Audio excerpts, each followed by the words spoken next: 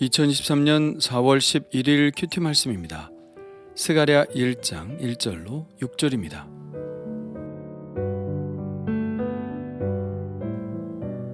다리오 왕 제2년 8째 달에 여호와의 말씀이 이도의 손자 베레기야의 아들 선지자 스가랴에게 임하니라.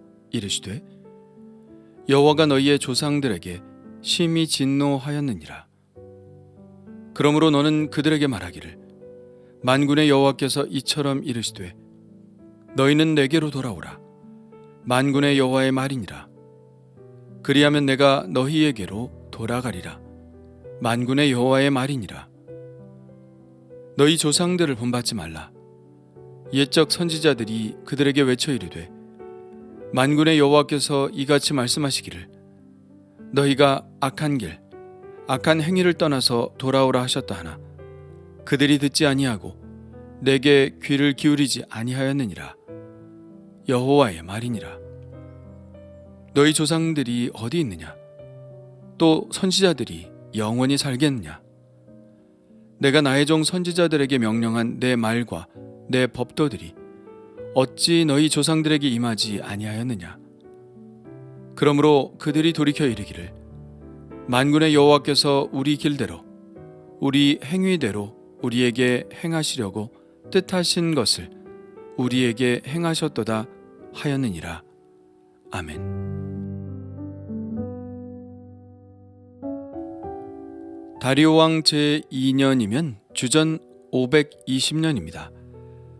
다리오 왕은 페르시아의 왕으로 주전 521년에 즉위했으니까요. 그런데 이 시대를 지시하는 또 한 권의 성경이 있죠. 바로 학개인데요. 학개 1장 1절도 이렇게 시작하죠. 다리오 왕 제2년 6째 달 곧 그 달 초하루에 여호와의 말씀이 선지자 학개로 말미암아.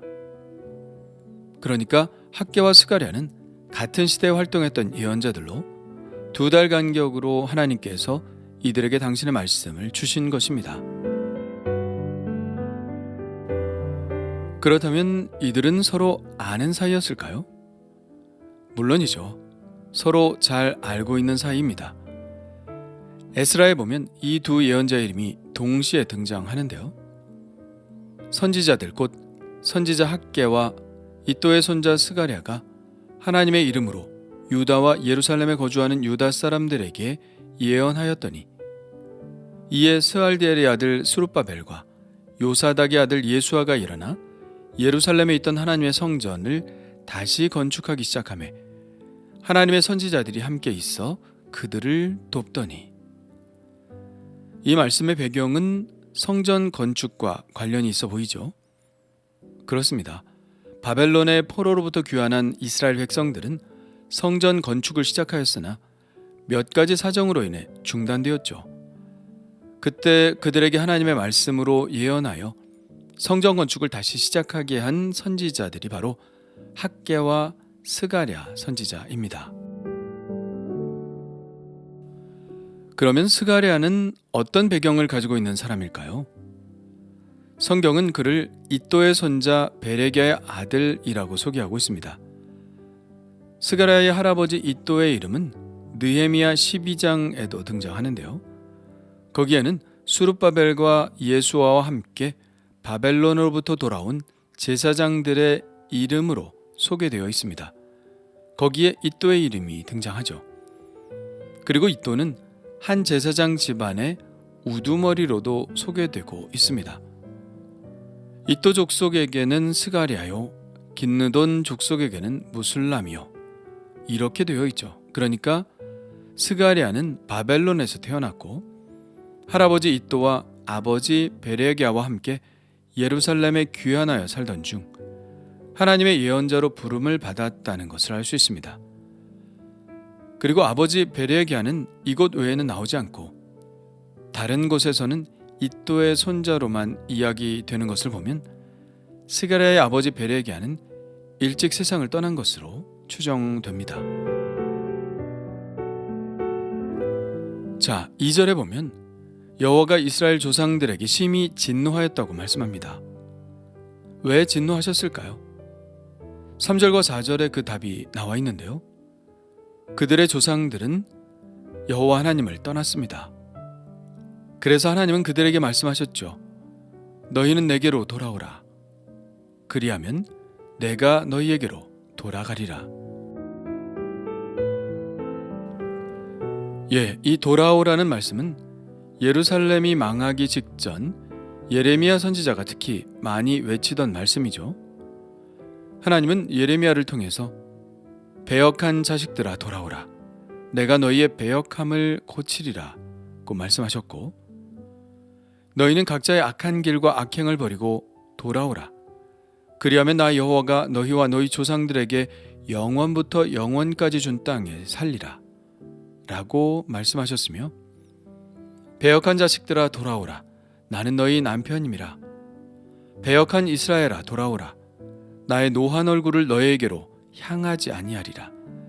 나는 긍휼이 있는 자라 노를 한없이 품지 아니하느니라. 이렇게 수차례 돌아오라고 외쳤습니다. 만일 그때라도 이스라엘이 하나님께로 돌아왔다면 이스라엘은 망하지 않았을지도 모르죠. 그들이 돌아왔다면 하나님도 그들에게 돌아오셨을 것이기 때문입니다. 그러나 그들은 어떻게 했나요? 4절 말씀에 보면 그들은 돌아오지 않았습니다. 만군의 여호와께서 이같이 말씀하시기를 너희가 악한 길, 악한 행위를 떠나서 돌아오라 하셨다 하나 그들이 듣지 아니하고 내게 귀를 기울이지 아니하였느니라. 그러니 하나님께서 그들의 조상들에게 심히 진노하지 않을 수 없었던 것이죠. 그런데 스가랴는 왜 조상들의 이야기를 하고 있는 것일까요? 5절의 말씀처럼 조상들은 지금 없습니다. 그리고 그 조상들에게 예언했던 선지자들도 지금은 모두 없어졌죠. 그런데 옛날 이야기를 꺼내는 것은 그 일들이 결코 옛날에만 일어난 일이 아니기 때문입니다. 조상들은 없고 선지자들도 없지만 그들이 들어야 했던 하나님의 말씀을 이제는 포로로부터 귀환하여 예루살렘에 살고 있는 지금의 이스라엘 백성들이 다시 들어야 하는 말씀이 되었기 때문이죠.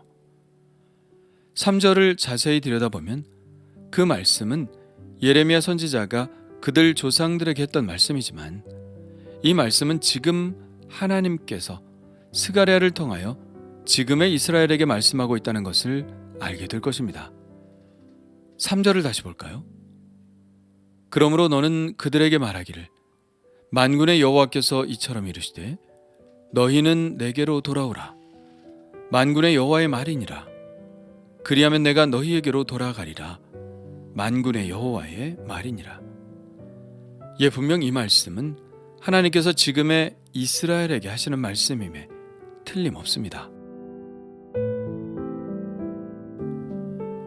그렇다면 그들이 지금 하나님을 떠났다는 말씀인가요? 그렇습니다. 그들은 바벨론에서 돌아온 뒤 18년 동안 외부의 저항 때문에 하나님이 베푸신 자비를 잊어버리고 선조들이 저질렀던 잘못과 죄악에 다시 빠질 위기를 맞이하고 있었습니다. 성전 건축은 중단되었고 그들은 점점 더 하나님께 대한 신뢰를 잃어버리게 되었으며 믿음을 떠나 그들 조상들이 그랬던 것처럼 자신의 일상의 삶에 빠져 하나님께서 그들을 다시 돌아오게 하신 목적을 망각하고 있었습니다. 이것은 매우 위험한 신호였죠. 그들의 조상들이 그런 불신과 게으름 때문에 하나님을 떠나 탐욕에 빠져들게 되었고 하나님의 진노를 받아 바벨론의 포로로 끌려가게 되었던 것인데 지금 그들이 옛날의 조상들을 그대로 따라가고 있었기 때문입니다. 스가랴 선지자는 그래서 그들 조상들의 죄와 그로 인한 하나님의 진노 그리고 그 결과가 얼마나 무서웠던지를 다시 한번 상기시키고 있습니다. 6절입니다. 내가 나의 종 선지자들에게 명령한 내 말과 내 법도들이 어찌 너희 조상들에게 임하지 아니하였느냐.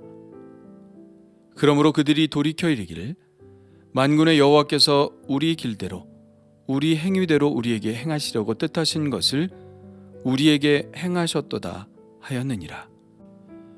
하나님은 그들이 하나님의 말씀과 법도를 지키지 않은 것에 대한 대가를 치르게 하셨다는 것입니다. 하나님의 길과 하나님의 행위가 아니라 그들의 길대로, 그들의 행위대로 행한 것에 대한 대가를 톡톡히 받게 하셨다는 것입니다. 그러므로 스가랴는 그 길을 가지 말아야 한다고 지금의 이스라엘 사람들에게 호소하고 있는 것입니다.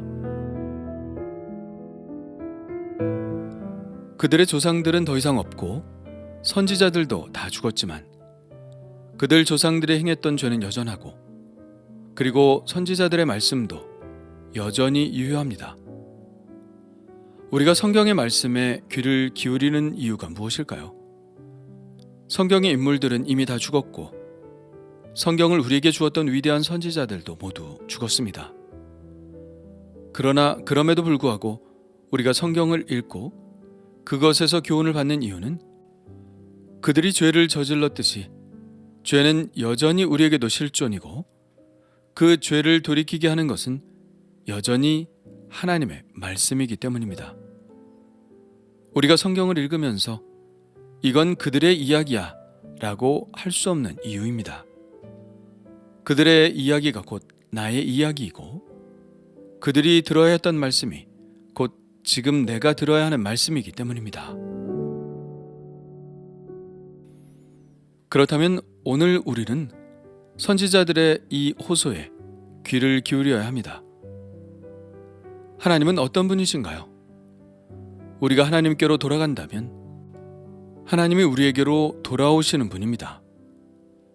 탕자가 결심하여 아버지의 집으로 돌아갔을 때 아버지가 먼 거리에서 알아보고 달려나와 아들을 맞이한 것처럼 우리가 하나님께로 돌아간다면 하나님은 언제나 우리를 맞아주실 것이라는 사실입니다. 지금 나와 아버지 하나님과의 거리는 얼마나 되나요? 아마도 그 거리를 넓히고 있는 것은 우리의 죄일 것입니다. 우리와 아버지 사이에 있는 그 죄를 회개함으로 그 죄를 걷어 치워버리고 하나님과의 거리를 더 좁혀가야 합니다. 그것이 하나님께로 돌아가는 길이죠. 그렇다면 오늘 내가 하나님과의 사이에서 치워버려야 할 죄는 무엇인가요?